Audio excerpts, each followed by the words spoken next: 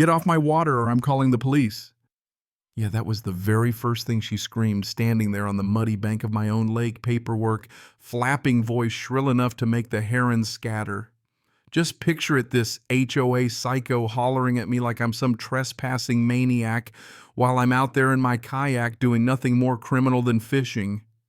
My family's owned this lake for 70 years since before color TV, yet somehow I'm the threat. That woman had the kind of nerve that'll raise your blood pressure. But I'll tell you this, she had no idea what she was about to start or how fast her own world was going to fall apart. See, I was out on the water, sun dipping low, casting for base in the deep channels, same way I've done since I was a kid. My grandfather's old brass compass dangled from my vest, the one he used when he built this place up back in '52. I'm retired now, hydraulic engineer, if you can believe it. Moved home for some peace and supposedly quiet. But lately the lake's been 6 inches low, and not for any reason that made sense. Didn't line up with the weather, that's for sure. Suddenly I hear shoes crunching gravel. There's Kimberly Foster Pine Valley HOA president storming down from the community picnic tables, face about as red as a stop sign. She's got her navy blazer on those pressed khakis and the flats that tell you she thinks she runs the show. Flanking her are two guys with clipboards looking bored and underpaid. She points at me like I'm a streaker at a football game, yelling, "Excuse me, you need to stop immediately. This is a violation of community safety regulations." Now I'm genuinely confused. "Kimberly, what on earth are you talking about?" I ask. She rattles off some nonsense about new safety rules, reading from a piece of paper that still smelled like printer ink. I just stared at her. "Kimberly, this is my lake. The boundary stones are right there." She glances at them, jaw working, then fumbles for her phone. "I'm calling the sheriff. You're creating a public safety hazard and refusing lawful orders." As she dials, my engineer brain starts ticking. The HOA's got this heavy-duty irrigation rig, pumps, pipes, meters, all a little too professional for watering some azaleas. And they're just past the reeds intake pipes disappearing under the water right near the property line. That's when it hits me, somebody's been siphoning water from my lake, and it's not evaporation. And suddenly her frantic safety spiel makes a lot more sense. She's not worried about me fishing, she's panicking I'll catch on. About 20 minutes later, the sheriff rolls up. Deputy Jenkins, older guy, looks like he's had enough HOA drama for one lifetime. Kimberly launches into her speech, hands flying, those two security goons nodding like dashboard bobbleheads. I meet Jenkins at the dock, deed in hand. "Evening, Deputy, Jake Reynolds. Here's my paperwork." He looks over my deed, skims Kimberly's flappy regulations, then back at me. "Ma'am, this looks like private property. No violation I can see. You should have seen Kimberly's face. Purple's not her color." She starts grasping for straws, talking about future emergency services. Jenkins shuts his notebook like he's slamming a coffin. "Unless there's an actual emergency, take this up in civil court." He's gone before she can argue. I head back to my dock, snapping pictures of the water gauges and those intake pipes. 6 inches low means about 50,000 gallons, missing real numbers, not just a puddle. Now, as a hydraulic engineer, I know water theft isn't a neighborhood spat. It's a federal crime, especially with water rights on the line. My grandfather didn't just buy this lake to fish, he built the water management system for half the county. That lake feeds the aquifer, and if someone's stealing, they're not just robbing me, they're risking the water supply for hundreds of families. Kimberly's car sits in the parking lot long after dark. I spot her through the window on the phone, agitated as a hornet. I decide tomorrow I'm measuring everything and digging into what the HOA's been up to. Granddad's compass feels heavier in my pocket, pointing toward a fight I can't ignore. Next morning, I open my mail to find 3 little gifts: a $5,000 fine for community violations, a cease and desist order, and a letter demanding a property inspection within 72 hours, all dated before our lakeside face-off. That's right, she'd planned it before ever setting foot by my water. Down at the shoreline, fog swirling, I examine the intake pipes in daylight. These aren't garden hoses. They're 6-inch commercial lines, pro-installed, hidden behind shrubs. Following the pipeline, I spot a utility meter for Pine Valley Water Management, not the HOA, but a business registered in Kimberly's name. She's double-dipping, billing the HOA for water she's stealing from my lake. Then I get a text from Clearwater Environmental Services. Never heard of them. We'll be conducting your property inspection tomorrow at 9 a.m. Quick research shows it's a shell company just 6 months old with Kimberly as the main contact and the HOA as the only client. So she's not just stealing, she's laundering the whole operation through fake companies. Time to call in backup.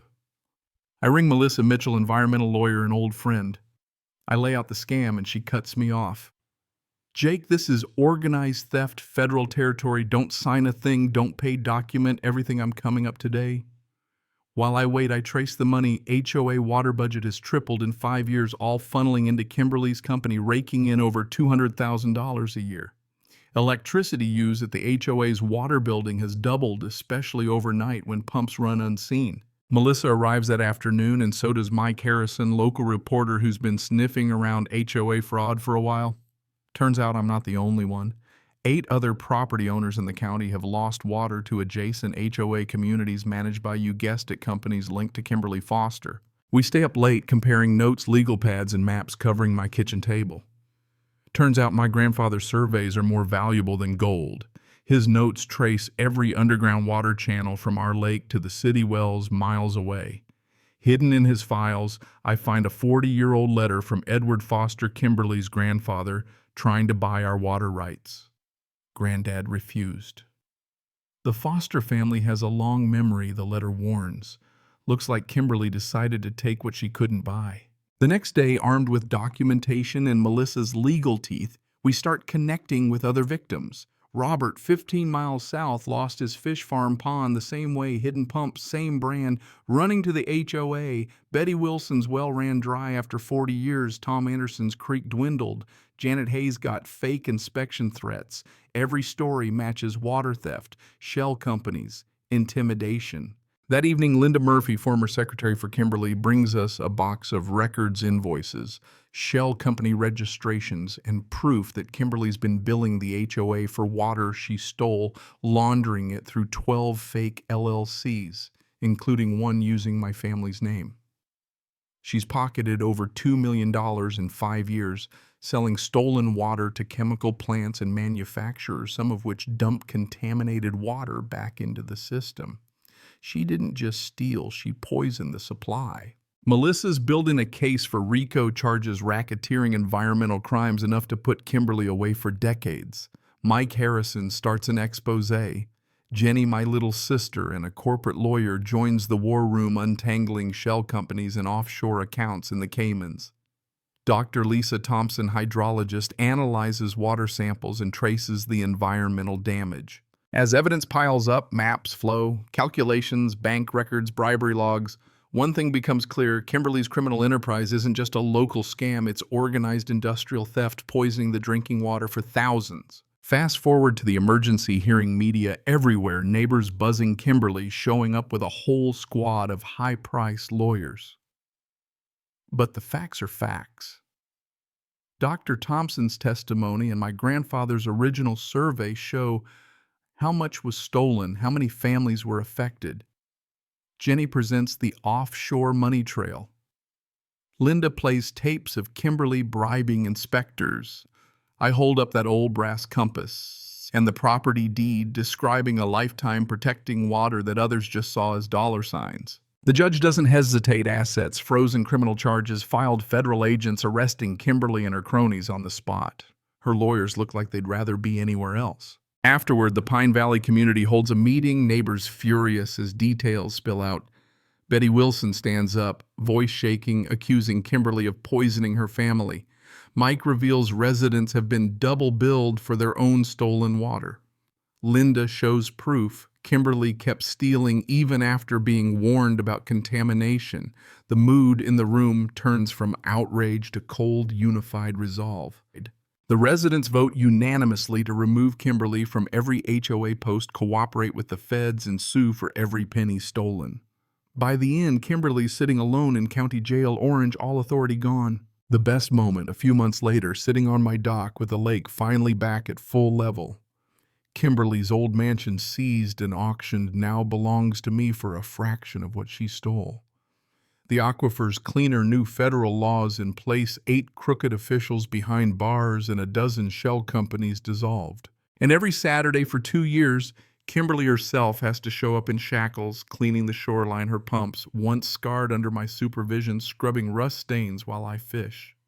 She looks up, sees the old compass on my vest, and knows she lost everything to a family that plays the long game. The lake, my grandfather's legacy, is safer now than it's ever been. Clean, protected, and more alive than any of us ever hoped. You know, some folks build their legacy on money or land. Mine, it's water and truth, and the stubbornness to fight for both, no matter how long it takes or how ugly it gets. So here's my question for you. If your neighbor tried to steal your family's legacy, how far would you go to get it back? Drop your thoughts below. Who's right, who's wrong, and what does justice look like where you live? If you've ever tangled with an HOA or fought for what's yours, let's hear your story. Because around here we know some things are worth fighting for all the way to the last drop.